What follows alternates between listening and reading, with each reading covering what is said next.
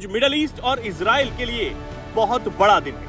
Hamas ने सभी 20 Israeli बंधकों को छोड़ने का फैसला कर दिया है और इन्हें 7 और 13 के 2 बैच में छोड़ भी दिया गया है। हमास ने इन्हें रिहा कर रेड क्रॉस को सौंपने का काम किया। पहला बैच जिसमें 7 बंधक इजराइल तक पहुंच चुके हैं और दूसरा बैच अभी इजराइल पहुंच रहा है। इसी के साथ हमास के पास अब कोई इजरायली जिंदा बंधक नहीं है। वहीं हमास की तरफ से 28 इजरायली शवों को भी सौंपा जाएगा। इसके बदले में इजराइल बड़ा कदम उठाते हुए आज 250 फिलिस्तीनी कैदियों को रिहा करेगा। इसी के साथ ट्रंप भी इजराइल पहुंच गए।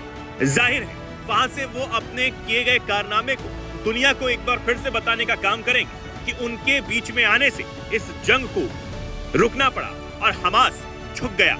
वहीं अब इसे लेकर भारत की धरती से भी इजराइल की प्रतिक्रिया सामने आई। अब आप ये सोच रहे होंगे कि भारत की धरती से इजराइल की प्रतिक्रिया कैसे आ सकती है। दरअसल भारत में इजरायली राजदूत और इजराइल एम्बेसी की तरफ से इस दिन को ऐतिहासिक बताया गया है। भारत में इजरायली एम्बेसी की तरफ से एक्स प्लेटफॉर्म पर एक शानदार पोस्ट किया गया। इसमें रिहा हुए कुछ बंधकों की फोटो के साथ लिखा गया कि हम 738 दिनों से ये कहने का इंतजार कर रहे थे, वेलकम होम। इजरायली एम्बेसी ने हमास की तरफ से रिहा किए गए पहले बैच में आए उन 7 बंधकों की फोटो साझा की जो पिछले 738 दिनों से हमास की कैद में थे और जिनका इंतजार पूरा इजराइल कर रहा था।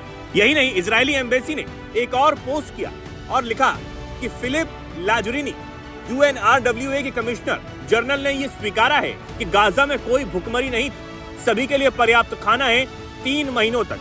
यानी कि इजरायली एम्बेसी ने यह बताने की कोशिश की है कि गाजा में जो भुखमरी के और तबाही के जो आरोप इजरायली सेना पर और इजराइल पर लगाए जा रहे हैं वो बेबुनियाद है। गाजा में आम नागरिकों के लिए पर्याप्त भोजन की व्यवस्था की गई है और इस बात को United Nations relief and work agency for Palestine refugees in the near east ने भी माना है। इसी के साथ भारत में इजरायली राजदूत रेविन अजर ने ईश्वर का शुक्रिया अदा करते हुए कहा, हे प्रभु, हमारे परमेश्वर ब्रह्मांड के राजा आप धन्य हैं जिन्होंने हमें जीवित रखा, हमें सहारा दिया और हमें इस क्षण तक पहुंचाया है। स्वागत है। वहीं पिछले 2 साल से गाजा में जो जंग चल रही थी उसका आखिरकार अंत होता हुआ ही नजर आ रहा है, क्योंकि जिस तरीके से 20 सूत्रीय प्रस्ताव ट्रंप की तरफ से लाया गया और उसे एक एक कर अब गाजा में लागू किया जा रहा है, जिसके तहत सबसे पहले बंधकों की रिहाई शामिल थी, वो भी हो रही है।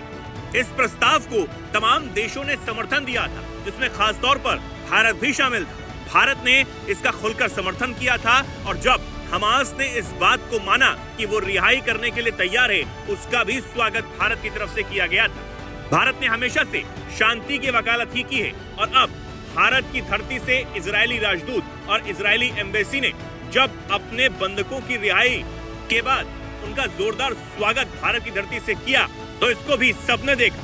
वहीं मिस्र की राजधानी काहिरा में गाजा शांति समिट का आयोजन हो रहा है, जिसमें कई वैश्विक नेता शामिल हो रहे हैं और इसमें भारत की तरफ से केंद्रीय विदेश राज्य मंत्री कीर्तिवर्धन सिंह भी शामिल होंगे।